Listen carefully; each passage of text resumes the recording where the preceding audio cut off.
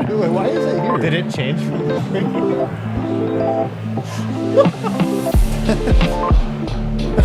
Different every time. What is up, everybody? Welcome to the Losers Lounge. Man, this is a tough Losers Lounge. Might be the toughest one of the year, honestly, if all things considered. The Nuggets dropped to the New Orleans Pelicans in Group Play and Group B, and now their Vegas hopes, their $500,000 hopes, are in doubt. We're going to break that all down. Break down this game, what it means just as a game, but also break it down what it means for the tournament play. We're going to try to see if the collective brain power on this panel can sort through the tiebreaker scenarios. Oh boy, that's going to be great. I'm going to say right now Bet365 has it at like plus 500 that we'll figure it out. I'd say that's about accurate. So we'll figure. Over here I've got Brendan Vogt. I will say this, very fun game. Not a great game from the Denver Nuggets, but a very, very fun game to watch. Second half. First half was as unfun as the second half was fun. Well, for the Nuggets' perspective. But I'm just saying, like, I think if you're a neutral viewer and you tune in, like, that was a fun in-season tournament game. Just wish the Nuggets could have pulled it out. Over here I have Harrison Wind. I didn't have a lot of fun watching the first half. First half was wasn't rough, very man. fun. But Nuggets made it exciting. Not acceptable in the first half, but they made it fun in the second half. They made some adjustments. Just play the starters as much as you can. Yeah, that's usually the playoff adjustment. So, and then over here, Superstar Dev. Awkward game. Very awkward game. Not fun, but also pretty fun. I can't believe how much I wanted that game. I know. I really the wanted in-season it. tournament brings it out of you. It brought out it brought it out of juices. Dev tonight. I wanted that. I'm going to be all over the board with some of these in-season tournament takes today because I have some weird ones about how hard guys are going and stuff. There might be some weird ripple effects. Yeah, guys may be exploring their games a little too much. It's a little exploration. Guys, fast breakdown's going to be a little long today. I'm going to try to speed through it. Pels dunking all over the Nuggets to begin. Some poster dunks in the first 5 minutes of this game. God. Nuggets were giving up a lot of rim rattlers. Reggie was on fire, though, 4 for 4 to start the game, 9 points. Pelicans running Denver out the gym. Denver, no stops.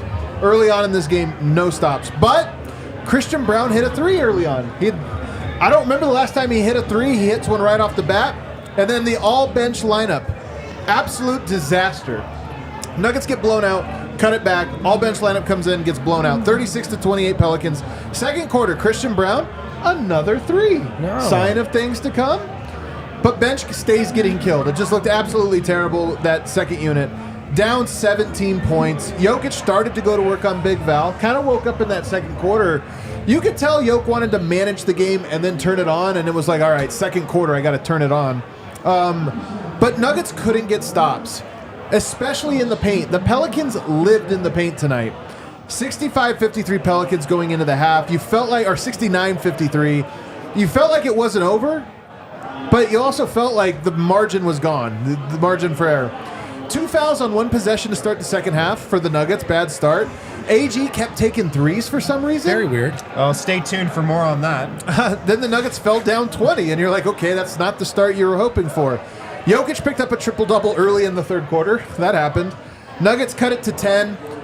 The Nuggets went on a run here at the second half, at the back half of the third quarter, okay? They start to go on a run. 10-0 run or something like that, 11-0 run.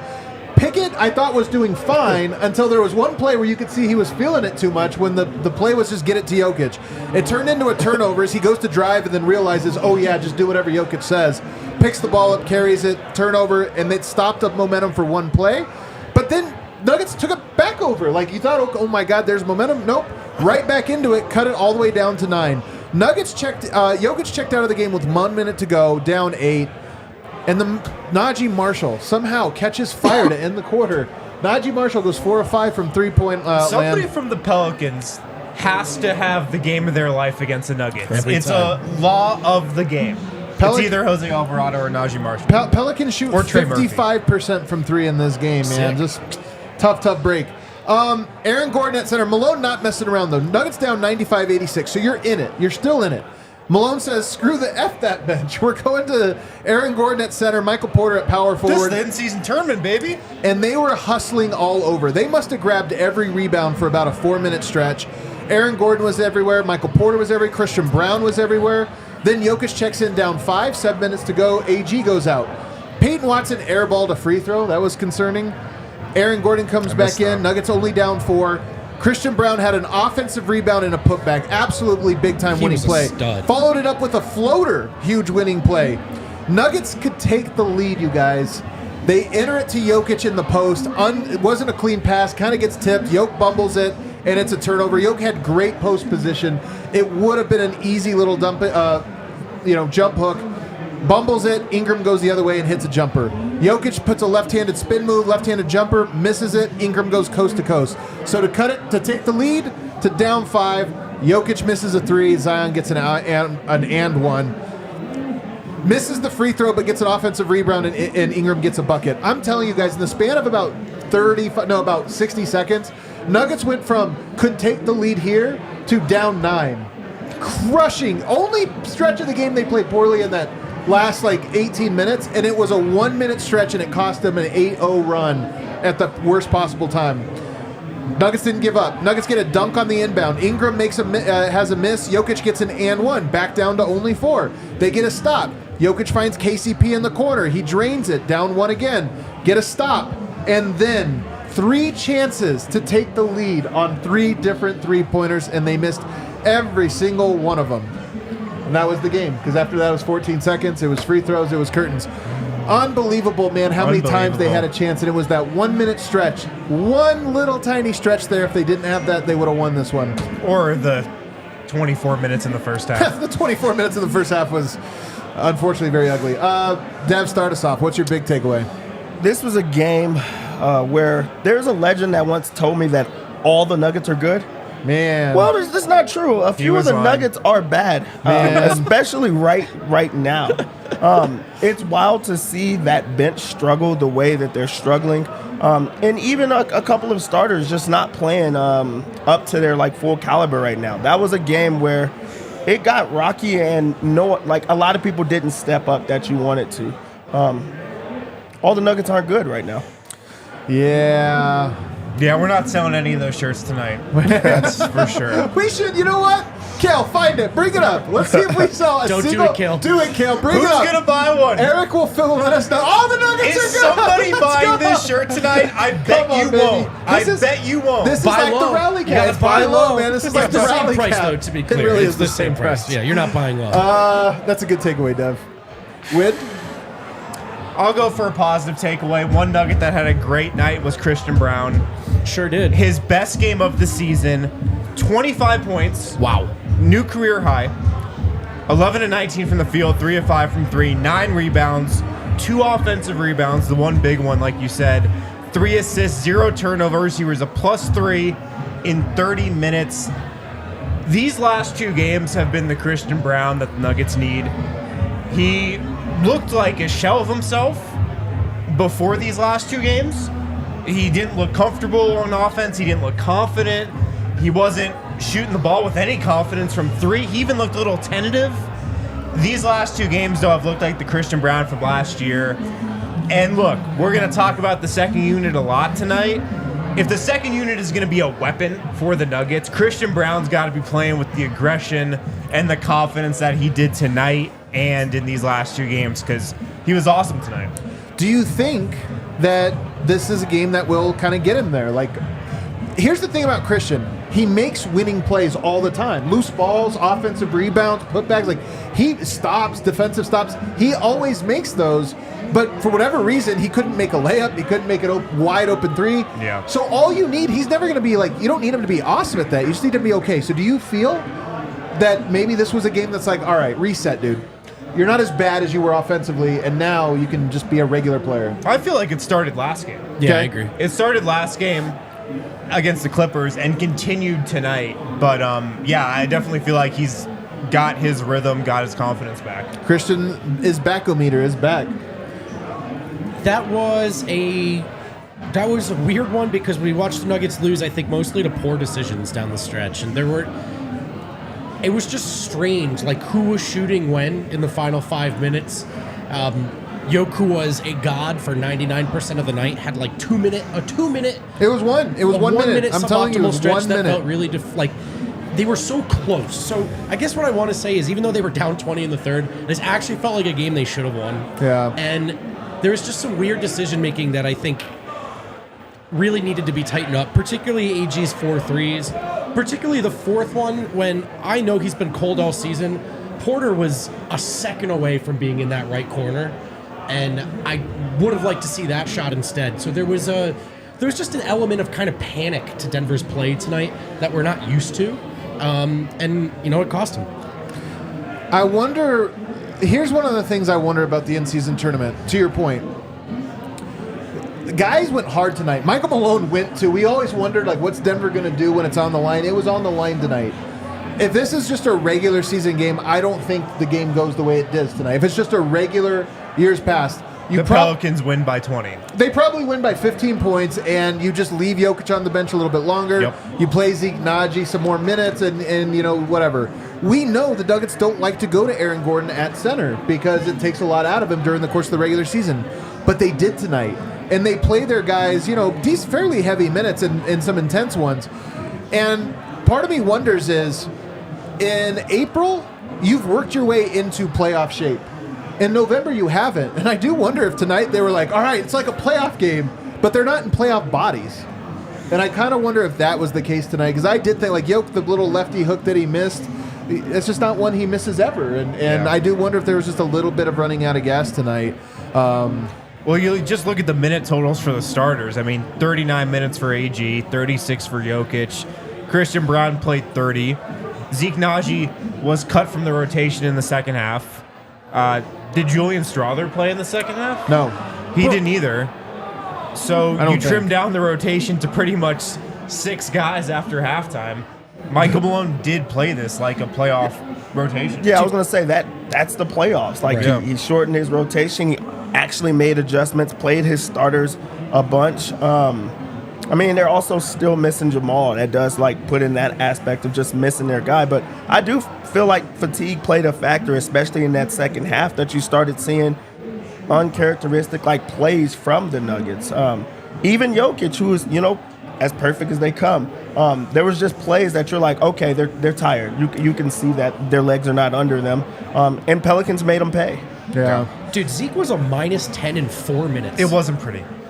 It felt like it. I actually, while we're talking about that, Malone played it like a playoff game. In the second half, he did, but he didn't. He went back to a 5-man bench lineup in the first half. Right. That was kind of crazy to me.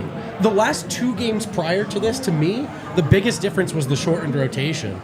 And then they just went right back to a 10-man in the first half. And I know a lot of things went wrong for Denver in the first half, but as the game tightens up, you do look back at that stretch and you're like, did it have to be 5 bench guys?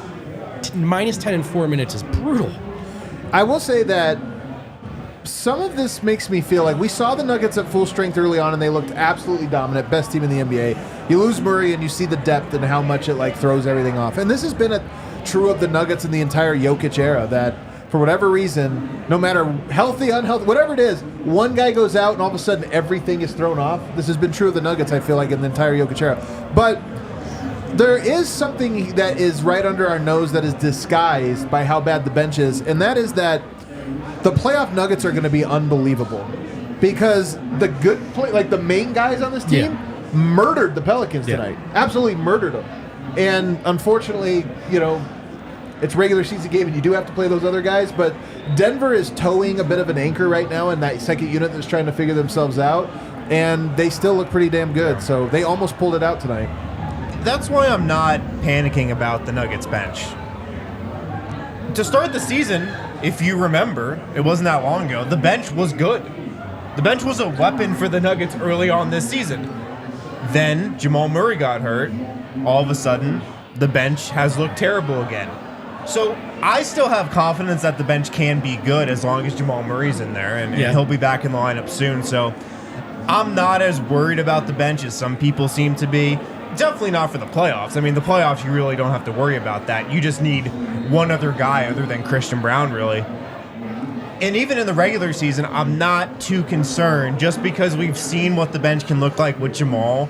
And when Jamal Murray's out there with the second unit's been good. So I'm okay with where the bench is. That is the biggest, silver lining throughout this whole process is you're going through these growing pains early in the season, and you've also already got the glimpse and seen what it looks like when they're at their best. Yeah. So now you get to figure it out for a long stretch. Jamal still has a couple of weeks that he's out.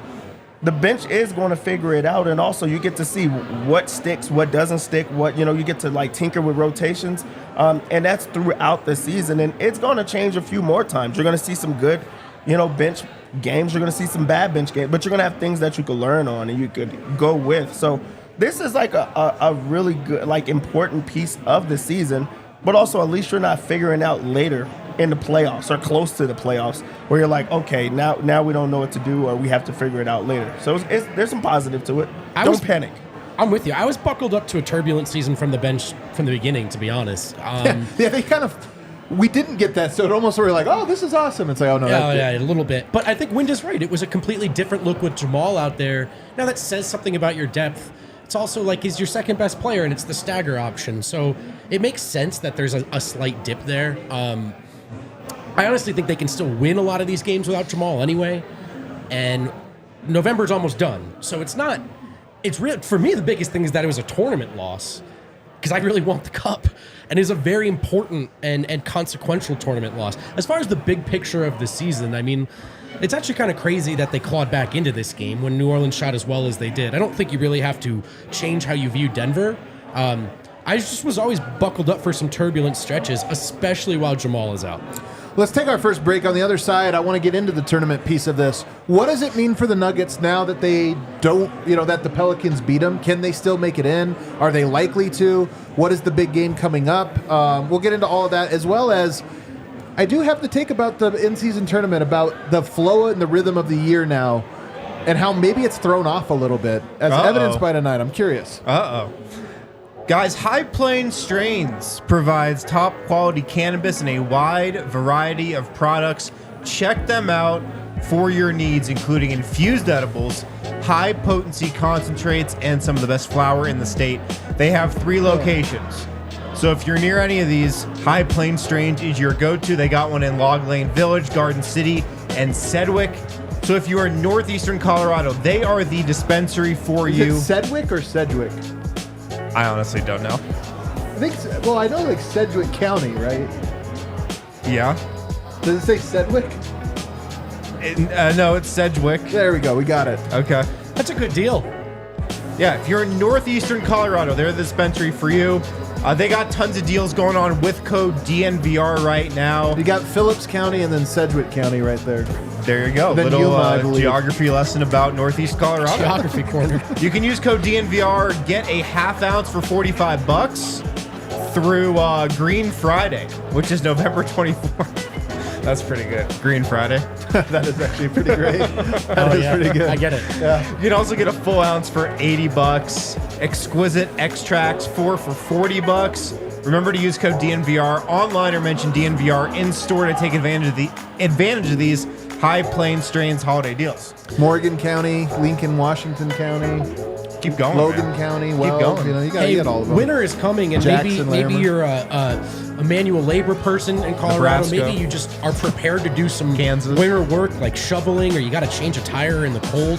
Everyone has a bunch of gloves, but you ever get to the point where you're like, man, I need I don't need this glove. It's gonna get soaking wet. It's not gonna get the job done. I need a job glove. I need a glove to help me work.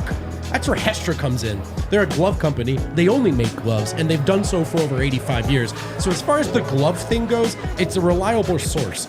Don't trash your good ski gloves shoveling, doing outdoor cold labor, or changing flat tires. And definitely don't settle for the wrong kind of glove, get your hands all wet and cold. When you can get Hestra job gloves. Visit www.hestrajob.us and use code DNVRJOB to get 30% off your next purchase. And anyone looking to supply their team with high-quality work gloves at a bulk rate, just email Josh Jacobson at josh@hestrausa.com. Alrighty, and we are back. The in-season tournament. Wind, I'm going to rely on you a lot for this one. So if we look at the it just seems like you would be the guy to know. So if we look at the standings here... All right, let me open up Google Chrome. Yeah, open up Google Chrome here. The Nuggets fall to 2-1 in tournament play. The Pelicans rise to 2-1 in pool play. The Mavericks and Clippers both have 2 losses. I think there's probably a convoluted way where all 5 teams could fall into a 2-way tie, but short of that very unlikely scenario, Mavs and Clippers eliminated. Rockets are 1-0. They play tonight, and they play against the Clippers. So We have to root for the Clippers right now? Can't do that. Well, Tough, man. Dev's buying their stock, so maybe we should feel Are good about they it. beating Houston tonight? Yes, they are. First win of the Harden era? So we're good. We're good on that side. So if that is the case, if Houston loses tonight, they will be 1-1, while the Nuggets and Pelicans are 2-1. So everybody will have one loss, and it likely will come down to the final night of the tournament. Both the Pelicans and Nuggets just one game left. Pelicans play at LA Clippers. Nuggets play at Houston. Tough environment at So- the Clippers. That raucous Clippers crowd. Wind undeterred by this Pelicans loss. Very good. Pushing through. So Denver, let's assume they can win. They beat Houston and go to 3-1. Do they need the Pelicans to lose? Is it one of those things where Denver's going to be looking up and it's like, all right, Pelicans are a plus, what are they, like 20 something right now? Yeah. Do you know in pool play? Plus 18, and then Plus tonight, 5 points. so they're going to be a plus 23 tonight. So Denver might look at that and say, okay, if they win their game, let's say they win it by 5, they're going to be a plus 28. Do they need to beat Houston by enough to make themselves a plus whatever 40? They will, because there's one wild card available in each conference, and it goes to the team that finished second in its group, and the tiebreakers are I just had it right here. Well, it's point differential first. Yeah, Did you lose it? I did lose it. This tournament so confused. This part of the tournament very confusing. Yeah, this is like walking through IKEA. A big part of, while Wind is looking at that, a big part of the wild card picture right now is already happening with Utah Jazz playing Phoenix Suns. Utah are 2-0, plus 22, and coming into the night had the wild card spot. They're So going to fall for sure. you want Utah to lose to Phoenix tonight. Dang it! This is what is going on here? This tournament's making us root for the Clippers and Suns. You want the Clippers to blow them out too, right? Like you have. Yeah, I guess you're right. You need So to really the blow them out. tiebreakers in group play are head-to-head record in the group stage, then point differential. Word. Okay. So head-to-head is first. So Pelicans would have an edge over Denver. So we just need the Pelicans to lose 2 games, or one more game. We need them to lose one more game, and that's to the And Clippers. then the Nuggets to take care of business. And the Nuggets to take care of business, Yeah. man. So that's really the only way that Denver can advance now. Out of their hands and into New Orleans' hands. Man. But they could be the wild card because then it'll come down to just point differential. And as you I can't imagine they have it in point differential. Why not? Because they lost by 5. Yeah, they're plus 9. They're in range. They're in the But ballpark. here's the thing. Yeah. If the Pelicans win, they'll win Group B. Group C right now, the only 2 teams that can win it are Sacramento and the Timberwolves. They're at plus 16 and plus 10 respectively. Okay. So Denver can win their group with a bigger differential than those 2 will. And then you go to the other side, the Lakers and Utah. Utah's likely going to get beat to sleep. They still have Phoenix and LA. They're probably going to lose both of those. Yeah. So Denver actually can win the wild card in this one. They're going to have to not only beat Houston, they're going to have to blow the doors off of Houston in Houston, which kind of is exciting. I'm curious to see how they do you approach that game. Zeke Nnaji not in the rotation. Dude, you're going to be at Do you go to a playoff rotation for that? the end There's of no way, a right? 5-game road trip. You're at the end of it, and you're No. going to have to be like, So we did a roundtable that came out this morning, and we predicted what the Nuggets would go on this road trip. I said 4-1, and the Tough one scene. loss I had was in Houston, the last game of the road trip. You know, last game of the road Yeah. trip, it's the toughest one. Yeah. Especially a 5-gamer, so it's going to be tough. So you have, coming up on this road trip now, you get a day off, and then you play at Cleveland, at Detroit on a back-to-back. That's tough. Then you're at Orlando and at Houston. I do wonder if Denver looks at their schedule and says, if they have a chance to advance to this tournament, if there's a game they punt, it's the Orlando game? It's not happening. No? I don't think this is how they approach it. No, All right. I don't think so. Also, man, the Nuggets can't really blow out teams without Jamal Murray. They Yeah. can't. It's a good point, man. They can't. All these games that they've won without Jamal have been close games. All right. It would be really tough.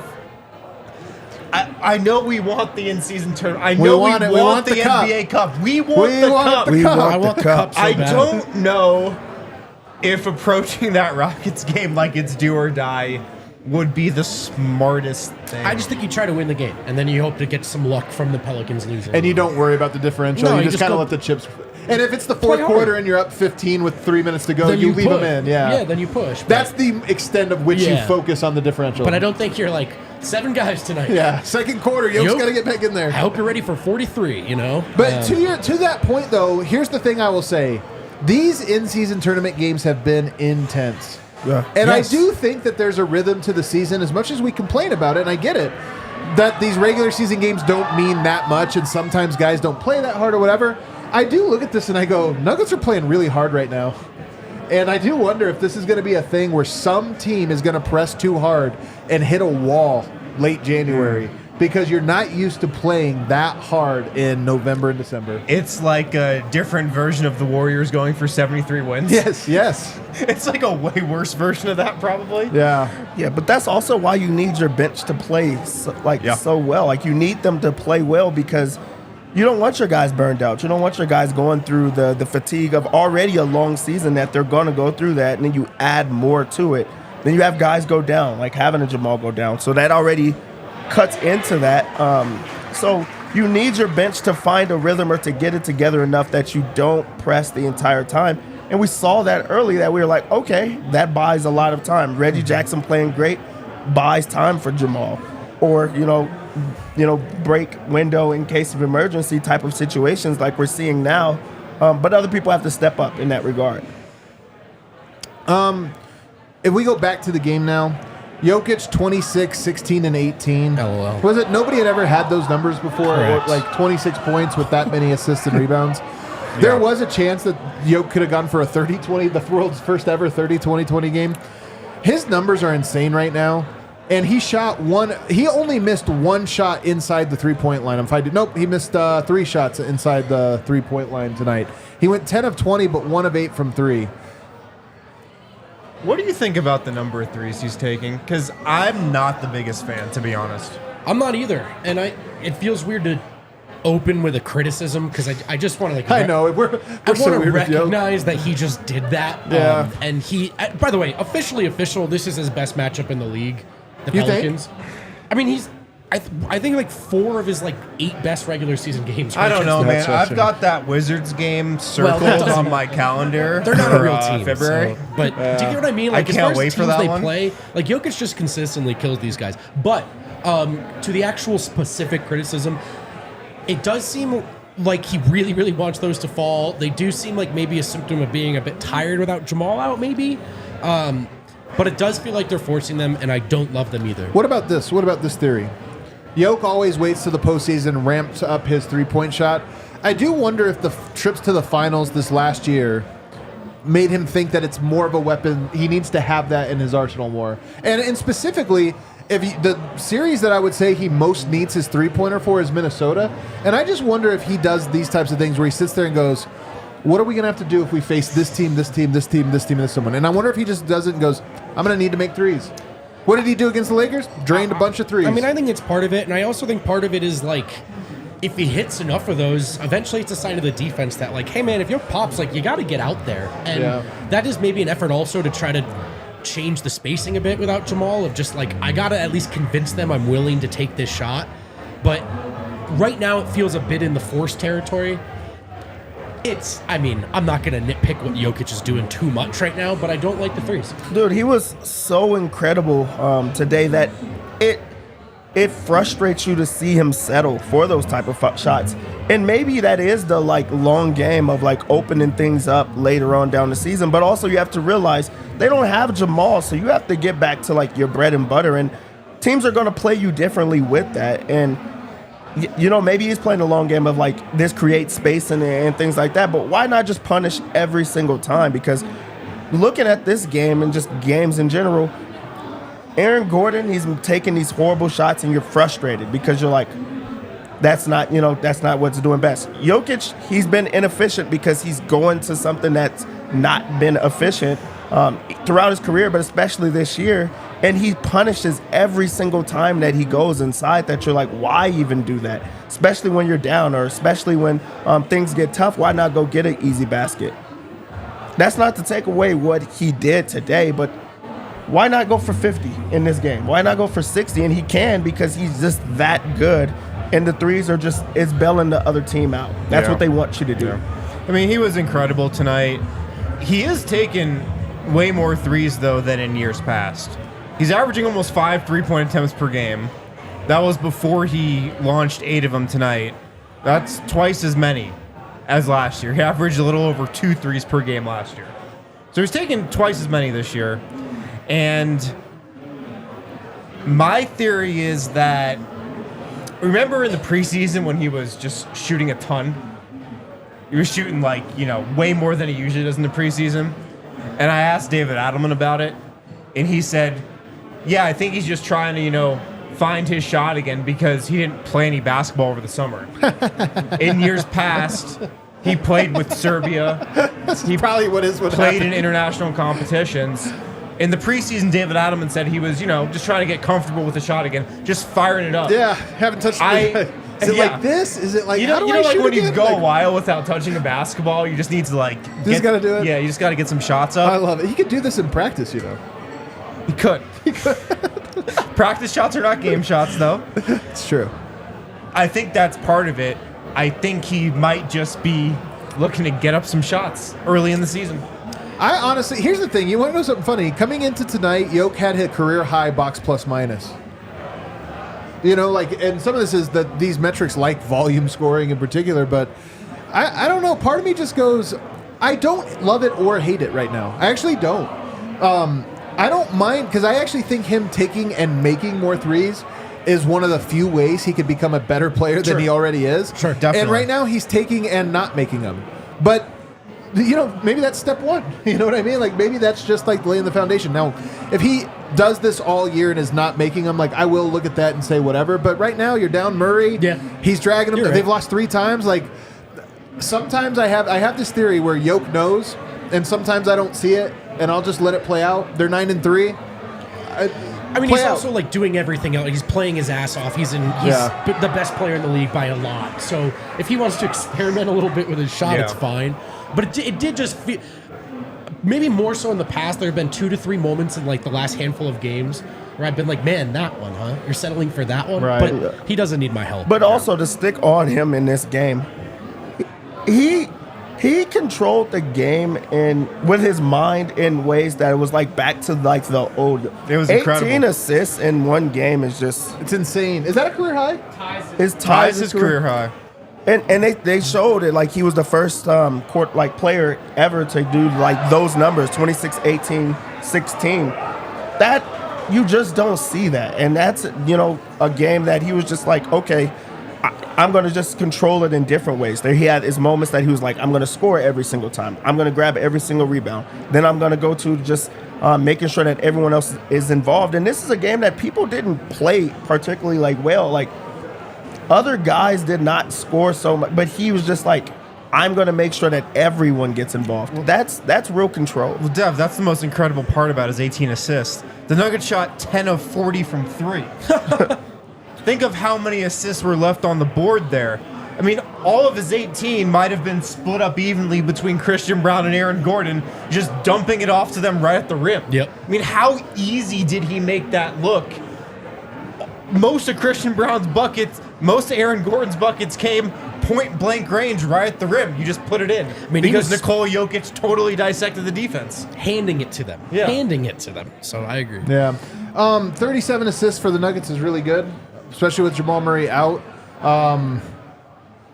Shoot the 3 a little bit better, man, and this game goes in their favor. All right, let's take a break. On the other side, we got to get to the bench.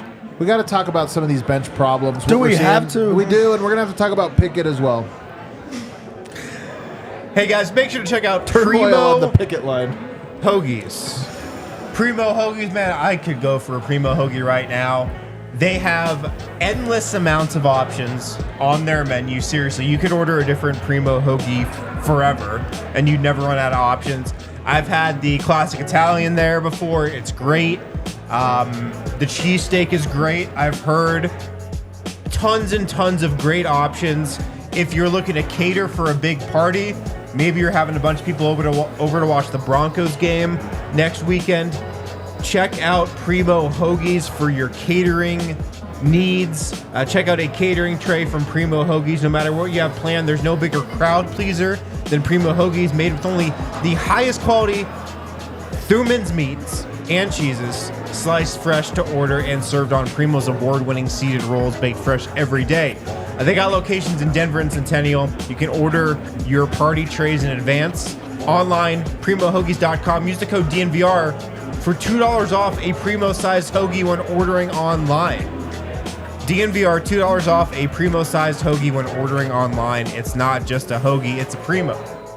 Man, maybe you want a sandwich, but you're looking for a low-carb option. Maybe you thought your bread days were behind you. Not so. Stay in the sandwich game. Stay in the bread game with Hero Bread. A low-carb option to fit your lifestyle or dietary constraints. Founder Cole Glass baked 100 muffins per day. That's a lot of muffins before he found the perfect blend that fit his allergy constraints, and that's what pushed him to start Hero Bread. So if this is appealing to you, if you're relating to any of this, just know that right now Hero Bread is offering the DNVR family 10% off their first order. Just go to hero.co, like Colorado, and use our code DNVR. Use our code DNVR to save on Hero Bread today. That's HERO.co to save 10% today. So we talked about Christian Braun. He had a very nice game, and he's starting to round into form, looking like the player we kind of hoped he would be this year, the step he would take. Zeke Nnaji, another guy, though, gets a big payday coming into the year, hopefully a little confidence boost. Has had some moments, throughout the year in terms of hustle, this or that. But Zeke is tough because his skill level is just so low. Like his touch around the basket or just his hands on catching things. His ability to read the court has been really rough. And tonight, one of the roughers of all of them. I mean, first of all, given his body type and his defensive skill set, he can move his feet. Zion's the kind of guy that he needs to make an impact against. Nobody's going to expect Zeke Nnaji to stop Zion Williamson. I'm not saying stop him. But you hope that it's like, all right, that's an option. You just have another body to throw at him. That was not an option tonight. He didn't do anything. I didn't think he did anything well on the defensive end or offensive end. And I'm just 4 minutes. Pickett got more, Watson got more, Strother got more, and that wasn't a coincidence. I think that was Michael Malone wanting to win a game and going to the guys he trusts. And tonight, at least, Zeke finished last on the trust scale. I just can't believe how loud his 4 minutes was. I know. I would have guessed it was 10. That's how loud they were. Because you could look at it and say, hey, you're talking about a guy that only played 4 minutes. The minutes were so loud that it felt like that really just lost the game. And it's not to put it all on him, but it was like, when he was out there, nothing good came of it. He didn't even do anything while he was out there. Not a rebound, not an assist, not the cardio boys were in full effect in this game. 2 turnovers, 2 fouls, man. And it was nothing but bad. But also you want those good games because you just need a few minutes. You're not getting anything right now for him. And again, you talk about like a Zion or just slowing things down. That's what his bread and butter is supposed to be. That's supposed to be his strength. And he didn't even do that. So it's like, okay, do you go to another option? Do you give someone else a chance? Because you can't just put it on Aaron Gordon to play extra minutes. But there's not a body, though. That's the thing about this year. Who is it? Who would that be? To do what he did, it could be anybody. It really can be. You have DeAndre Jordan, employ him. Like, put him out there for a few minutes. Just to give it a try. There has to be something else. You not gave up, but you tried something else with the Colin Gillespie. Why not do it with Zeke Nnaji or just someone else? Yeah, I also just right now, it's like, it's hard to even picture what Zeke would contribute offensively. And, I mean, defensively, like, Zion's a tough matchup, whatever. He wasn't great at all or good at all or anything, but that's whatever. You can live with that. It's just, on the nights where his defense isn't a plus, it's what is he providing? And in the games when Jamal hasn't been there, it's been next to nothing. And it's tough. I mean, like right now they're just asking him to roll, and it's like it's just going through the motions, right? Yeah, it doesn't really open up anything. And then there's just like weird choices. Like he had that one fast break pass across the court tonight that it worked out, but it's like, what are you seeing? That From the grace of God, yeah. Yeah, so there's just, I don't know. Passed it through all 10 players on the court somehow to the opposite corner. I'll say that, Harrison, I'm curious with this one. He's not shooting threes. Maybe it's because he can't. I don't know. But rolling to the. I just wonder if Denver needs to kind of rethink what his role is in their offense. Is it better just to have him at least back, picking and popping 2-3 times a game, than it is to have him rolling when he gets 0 rebounds, 0 points? Well, I don't even know how much he was rolling tonight, because that's also been something that's been happening with the bench. I feel like since Jamal Murray's been hurt, you just have less pick and roll with that group. You have less actual offense going on, and you've had a lot of chaos with the second unit, whether it's been Colin Gillespie or Jalen Pickett at backup point guard. With Jamal Murray and maybe Reggie Jackson with that group staggering, like, you get a lot of pick and roll play. You have a much more clear lane for Zeke to fill. You just get him in that action more. But yeah, without Jamal, like without a lot of pick and roll, yeah, sure, have him pop more. Definitely. The other guy, obviously, to talk about tonight was Pickett. He goes for 10 minutes and gets a similar stat line. 0 points, 1 rebound, 1 assist, 1 turnover. Dev loved the turnover. He was a +9, largely because, like Colin before him, he stood next to Jokic on the court for a while, like while Jokic. He completed several passes to Nikola Jokic. Honestly, not enough. The one thing I'll give Colin credit for in the matchup is Colin, when he's out there, is like, yoke. And I honestly think Pickett had a high profile. Like, Pickett also did that tonight, but he did have one high profile play where he didn't do that, where it was like, it was infuriating. But at the same time, man, here's my read on Pickett, being the Pickett guy. He seems to me to be a guy that's like, I got to play my game. Where do I fit in? And tonight was the one I'm calling for him to be more aggressive. Tonight was the one time I was like, not now. Take over mode. Like, you need him to be more aggressive, but to also understand the situation, which is they're down 16. Jokic has that look in his eye and he's taking over, and you need to literally just get out of the way. Yeah, I think Pickett's in a tough spot right now because I'm sure mentally he was like, I'm going to be with this second unit. They're going to rely on me to run this unit. But he's been playing with Jokic. He's been playing a lot with the starters where it's like, hey, you need to be you. But then also there's those times like today that you're like, if you're playing with Jokic, you don't need to be you. You need to be exactly – you need to just find him, move out of the way, knock down shots. While he only had one, I feel like he just misses a lot of the plays that he's supposed to. Like you just talked about missing Jokic on that, or setting up, the play with, if you're going to miss Jokic, at least have it to set up another guy. And maybe he's just playing timid because he needs to figure out what it is he does at that time. And he's a rookie. It's early. He's hasn't played much, but also that's going to come with time. So this wasn't bad Pickett minutes. Like, you like what you're seeing out there. There's promising, but it's also not good because you still need to figure out how to get that second unit going. And he's the guard. Get him going. Yeah. One thing I like that Colin Gillespie did on offense, he played with some aggression. He played aggressively. He pushed the issue. He looked to attack. I need to see more of that from Pickett. I need to see him play more aggressively.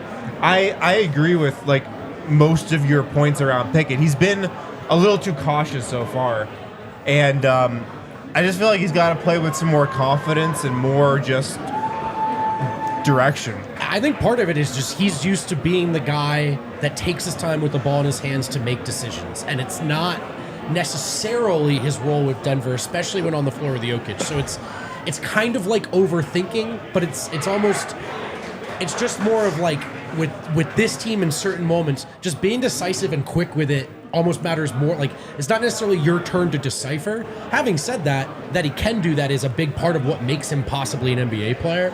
So this was just not a good night. Yeah. I mean, well, here's the thing, man. Malone has been talking about Reggie and how Reggie right now has 2 jobs.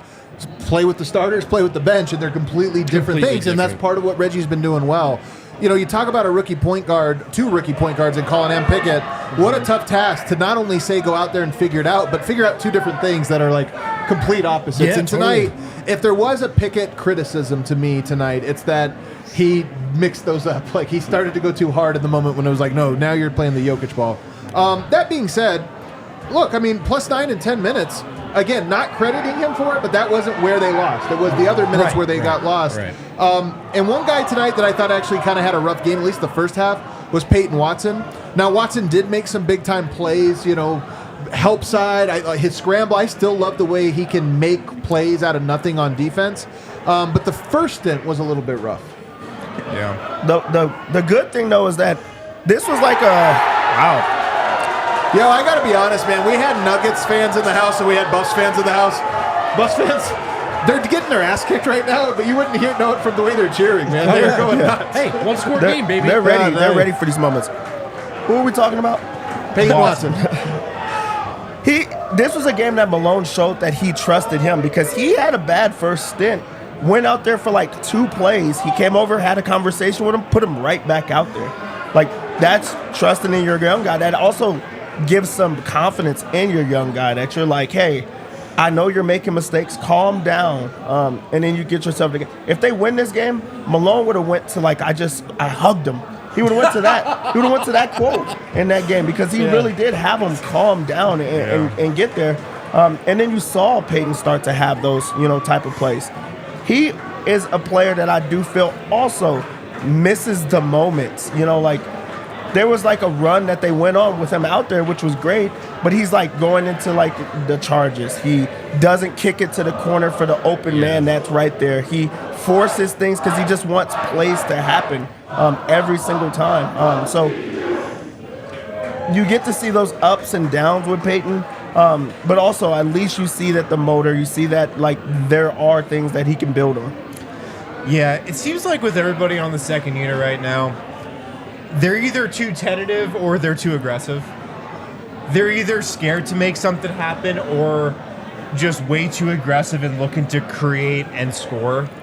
And again, I don't mean to sound like a broken record, but I do think everything goes back to Jamal Murray not being out there. And no doubt. The fact that everybody slots into their roles very well, I think, when Jamal Murray is out there. And without him, it's just chaos. And nobody really knows what they're doing. There was that play tonight when Peyton Watson was on a fast break, and he had literally everybody on the Nuggets that was on the court open that he could pass the ball to. Julian Strawther was open. Nikola Jokic was open. Everybody on the court was open. And he went and tried to finish at the basket. I think he ended up committing a charge. Yeah. But it's just plays like that where everybody's either looking to be too aggressive or they're too passive. I think I'm just fascinated that Malone gave him those fourth quarter minutes. I mean, he was legitimately woeful in the first half. And it's not like all on him or whatever. You didn't see anything that was like, oh, he's got to be out there tonight. And Malone gave him those fourth quarter minutes, and I just thought that was interesting. He got a little bit something going. Ultimately, he was not very good tonight. He did take that one. I thought in the second half, though, like, I mean, he played hard. Played hard. And that's what they needed at that moment. I mean, I'm not like. I'm just seeing if everybody agrees, honestly. I'm not debating you. You're right. I mean, I just think it was really interesting confidence play by Malone, or potential confidence play to put him in that moment. He took that 1-3 from the corner and he missed it, and it was a big shot. I actually love that he took it. He was wide open. He was in the corner. Like, if Peyton hits that one, it's huge for momentum for the game, but also for Peyton. Airballing a free throw is a little scary, man. It's very scary. Only because, like, you either have it in you to airball a free throw. I don't think I've ever airballed a free throw, honestly. I'm not a great shooter. Dude, he airballed it right, too. It's not that he I'm was serious, I don't know if I've ever airballed. But I've seen guys miss short, you know what I mean? But I've never seen someone airball to the right. That was rough. Free throw. But here's the thing. But then he drained the second one. I think I've airballed through free throw. But here's the thing. Like, Malone has talked about how this year there's going to be a little bit of, like, 2 challenges as the coaching staff. And one of them is making sure they get those guys those minutes so that they can grow, so that they can be a little more comfortable. Now, this was a tournament game. I didn't necessarily need to see Peyton. But maybe that's the kind of stuff that goes a long way to him looking less shell-shocked and like a deer in the headlights 2 months from now. Yeah. This is just interesting that Malone put him in. Yeah. All right, let's hit a break on the other side. We'll get to some Super Chats, but we actually have to wrap up. See if there's anything else to talk about this game before we wrap up and then hit some Super Chats. Guys, DraftKings Sportsbook has tons of great bets to get on now that it's NBA season. In the NBA, the game can change in an instant, no matter how the action unfolds. You know, DraftKings Sportsbook has your back. This week, new customers can score $150 instantly in bonus bets for betting just $5 On basketball, win or lose, you get an instant dub. Download the DraftKings Sportsbook app now. Use code DNVR. New customers get $150 instantly in bonus bets for betting just $5 on basketball. Only on DraftKings Sportsbook with code DNVR. The crown is yours. Gambling problem? Call 1-800-GAMBLER. New York, call 877-8-HOPE-NY. Text HOPE-NY to 467-369. In West Virginia, visit www.1800gambler.net. Please play responsibly. In Connecticut, help is available for problems with gambling. Call 888-789-777 or visit ccpg.org. On behalf of Boot Hill Casino and Resort in Kansas, must be 21 plus or older in most eligible states, but age varies by jurisdiction. See DraftKings.com/sportsbook for details and state-specific responsible gambling resources, eligibility, and deposit restrictions apply. Bonus bets expire 168 hours after issuance. Terms at sportsbook.draftkings.com/basketball terms. Fresh off the ugliest win in football history, suddenly the Denver Broncos season has a little life in it. And you know what always has life? You know what's always available and is not contingent upon the Broncos' success? The Broncos Country from Breckenridge Brewery. It's only $6 at the DNVR bar. There's a new recipe. It's delicious. And what I love about Breck Brew is they've got a beer for any occasion. Do you have to have a beer with every occasion? No. But with Breck Brew, you could. There's the Avalanche Amber Ale, the Broncos Country, the Mile High City Nuggets beer, the Broncos Country Pale Ale, the Funslinger, Good Company Hard Seltzer. So much good stuff to try at Breckenridge Brewery, and we made it really easy for you to try it. You can either come to the DNVR bar, because we got all the good stuff, or just check out the Breck Beer locator at breckbrew.com to find a brew near you. All right. We haven't talked about Reggie Jackson very much, who was, I thought, very good in this game, and we haven't talked about Michael Porter, who goes 8 of 14 tonight. Really good driving to the basket game. He grabbed 11 rebounds. He continues to be Michael Porter Jr. He was a game worst or almost game worst minus 15, and he was 2 of 6 from 3. Kind of a mixed bag statistically. I'll let you start on this one. Yeah, I guess he did get those bench minutes. I wonder if how big of a part that is in the minus 15 there. I mean, of course. So that just get into that part. But to me right now with Mike, it's really actually just about the three. I like most of what he's doing. It's so true, man. I really like most of what he's doing. Cutting to the rim, he's been great. Rebounding, he's been great. Defensively, he's been passable with the important exception of the Houston game, if not good. I think Mike's floor is pretty high right now. The surprising and I would say hilarious if it wasn't at the moment sad thing is just we're waiting on the three-point shot. I really wish they had given him a couple of shots in the final 4 minutes. Not just giving it to him, I mean, he was open. And I wish Peyton had made that pass. I wish AG had waited and made that pass. I had a good feeling about those shots from Mike. But the reality is, when he used to be automatic, he hasn't been right now. And it's the biggest way that his floor has been pretty good without Jamal. But the biggest way he can help them right now is those extra three-pointers. You know, getting to 25 points instead of 18, just from the open looks you already have. He's capable of this. I think he's playing pretty well outside of it, but they do need it to start happening soon. This was a game that he punished himself in. If he's himself in knocking down every three, the ball would have found him on a lot of those plays where, you know, he's going to just be able to be there and just shoot it. Because those are open looks that guys, this is like, I'm going to shoot it because he's not making a shot. I feel like he started to get hot in this game, and then the ball just did not find him anymore. Yeah. But the good thing is he is finding other ways to affect the game. He had 18 in a game that he didn't shoot, like, really well. He's grabbing boards and just trying to get himself going in that regard on those boards. And then also he's, like, trying to make plays on defense, so he's still staying active and things like that. Once the shot starts falling, he's going to be, like, going crazy again. It's going to be a lot of Mike moments, and this is one that I just feel like it got away from him just a little bit. But, again, if they find him for those shots, who knows what happens in this game. Yeah. I feel like we're so close to Mike finding his three-point shot again. I know. So close. It really just feels like it could happen any night out there. Could have happened tonight. It could happen 2 nights from now. But I did like his other activity. I liked how he got on the glass. I liked how he attacked the rim. Really just mostly a continuation of how he's played all season. Yeah. Nuggets are 2-3 now on the road and 4 more road games here. So losing record on the road. You know, undefeated at home, losing record on the road. That's where you're at right now. Kale, we got any super chats? Oh, some real sickos. James Pasic Shout out to friend of DNVR, Vlatko Chanchar radio debut tonight. Great job, and I hope he is back. Shout out. Wonder if he's just the radio guy now. Didn't get to hear it, but poor Vlatko. Vlatko's probably watching the bench this year and then looking down. Oh, my like, God. Are you effing serious? Oh, Vlatko, honest to God, here's the hottest go take. a long way Actually, right now. sneaky important, man. I have confidence in I Vlatko know. Chanchar to Well, know at least go do he's your stuff. closest thing to Jeff Green.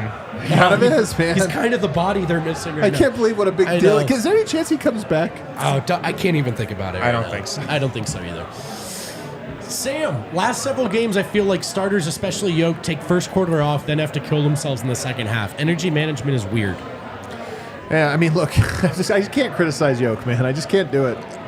Yeah. Just because it's regular season November and he's like, having to be I Hercules. do feel like the Nuggets used to dominate first quarters a little more than Yeah. they do now. I mean, But I'll bet again, since Jamal Murray's been out, it's just been different. Yeah, I agree. Nadine Marcus, the refs were incredibly biased against the Nuggets today. This is something we didn't hit on, and I don't think it was really about the refs, but the Nuggets' inability to get to the free throw line killed them again tonight. They took how many free throws tonight? 12? 13? 14? It wasn't more than that. They're shooting the fourth fewest free throws in the league per game so far this season. And on nights like tonight when you take 43s and you only hit 10, if you can't get to the line, you're not winning that game. I'll also say, like, Zion took 11 free throws, and Zion gets himself to the line, dude. He goes right at you, and he goes right to the rim, and, like, he forces those calls. So I didn't love a lot of them, but, I mean, that's just kind of what he does well. Zion was plus 21 tonight. He crushed. He did crush. AG usually has a bigger impact on him, too. He's going to feel like he was in a car accident I tomorrow know, morning. honestly. He spent 2 hours just taking it. They were going at it the whole man. time, too. Yeah. It was tough. 55555-ish. I had to chime in to get my take on Adam's viral tweet. I sometimes use periods, but mostly use question marks and exclamation points when I text. Bro, Smiley face. this is insane. Today, I find out that when you're texting someone, if you put a period at the end of the sentence, people think you're being mean or angry or extra serious. Yeah. Which is insane to me. It's literally how you end a sentence. Have you ever read a text from me and been like, damn, dude, why are you so serious? No. You don't have to lie, Dev. No. We don't talk about those type of things, though, so that would be kind of crazy. It usually has exclamation points. That's what I'm saying. Like, but they were just saying because I finish a sentence and I'll put a period at the end and then send the text. And So if you're sending a one-word response, do you put a period at the end of that? let's check. 'Cause I that don't would be know. weird. The truth is, I don't know. That would So be let me- weird. All right, I just had a. Let's see. We're really watching Adam realize. Yeah, on my last text, single word. Yeah, period. I was just Okay, about to that's say a little that. weird. That's a little weird. Here's A what's happening. single word and a period? Adam is Why is this. that passive aggressive? Adam is this close to a life-changing realization that he's a little passive-aggressive in general. No. He's this close. No. This is because I said, dude. This is what I'm telling you guys. A sentence just ends with a fucking- period. It's one time. word, though. It doesn't matter. I'm actually kind of with Adam on It this. doesn't matter how many words are in a sentence. But the sentence ends with a period. But who puts a period after one word? I'm telling you, In a Harrison. text. Harrison, I'm telling you, as crazy as this is to you, it's the same crazy to me. It doesn't make sense that it doesn't matter if it's 100 words, 1 word, 4 words. No, it doesn't I matter. think it does. A period ends the sentence. You But- know it's done. But also, could you just I mean, tell them the you know other it's part? done because you sent the text message. Could you tell them the other part of this? Like, how did it go viral? What do you mean? What was the viral part about it? I tweeted it out today because I was asking. I was like, "Is There this was, today?" there was an extra part. Who The responded? viral part is everybody disagreed with No. you. No, That's not true. No, There's that's not another true. Okay, viral sorry. part. 99% of people No, disagree with I would you. disagree with that. I would say it was way more split, and honestly, it's more split Dev's generationally. trying to get you to acknowledge that Daryl Morey. Yeah, there was a chimed in on the response. There was a response. You're right. Dude, the day was so weird that I didn't even remember that Daryl Morey somehow like debate. Had a strong opinion on he that one. pops in the chat to tell me what he thinks. It was what a bizarre day. I'm not kidding when I say this is the most mind blowing. And then I talked to Spencer, our events coordinator, and he tells me, he's like, "Yeah, dude, I've always thought you were an asshole on text." And I was like, for what? He's like, you just put the period at the end. I was like, that's why This you is think my I'm a favorite jerk? part. This is That's why you think I'm a jerk because I put a period at the end of my pull up the sentences? next super chat. I'm telling you, this doesn't make sense. I feel like the world is wrong. This is the ultimate where I'm like, it's not me, it's everyone else on earth. Oh my god. Period. Justin Soltis. Positives to take away. Brown went hard. Reggie's still impressing. Tweak the bench. Dev, take that shirt off. What's wrong with the shirt? See, the fact that he used periods over there put off a certain tone in It was a bit. the super was It chat. was the passive asshole aggressive. comment at the end. This is a polo. Yeah, what was wrong with the shirt? Okay. It's just Jordan 42069. Oh, hell yeah. Nice. You're Nice. putting up these crazy numbers now. How good will he be after Yoke miss? It's a great point. That would be incredible. That is a good point. We haven't even hit Jokic yet. And Rados Popovich. Thoughts on J Huff over Zeke? Yo, this is our version of the Suns doing the like, is Drew Eubanks better than Nurkic? This is our version of that where we're like, Jay Huff? Is he? He is averaging over 4 blocks a game in the G League this year. Where's Davon Reed? Ukraine? What's the Ukrainian buyout? Is he available? Can we get him at backup five? Look, Zeke. I was gonna say like he can be better, but I don't know. Like I have no idea what He Zeke. can be. We've seen him was play with much Jamal. better. It made sense With Jamal, but you're right. With Jamal, you're right. Can he be better in this role? Can he be a guy that? Here's what we keep doing, like Pickett or Gillespie. You know, what do we need from this guy? This guy. Nobody ever goes like Zeke. Can Zeke save this lineup with like rebounding and? yeah, that's not You know going to what? happen. Yeah. Yes. It's not going to happen. You're right. That's what I'm It's a good saying. point. It's a good point. I'm kind of like, well, nothing's gonna help him. I don't know. Maybe it does, but he's in a hole. All right, cue that outro music. Let's put a period at the end of this sentence of this show, shall we? Thank way God to it's Put a do not period it, about it. Pat. Not in a mean way, just in a, like it's an ending, so everybody is clear that there's an. Have you Okay. ever accidentally hit send on a message, and then like you're not done, and then you keep typing? Yeah, you just send another text. I know, but it could happen that you send it and then it's confusing, and someone's like, "What?" And then you know what I mean. So the period just is clear that the sentence ended. Okay. Okay. Should we go home, guys? It's a Friday night. We're going home. Hit the like button on the way out. Hey, Sunday, D-Line's back. We'll see you then.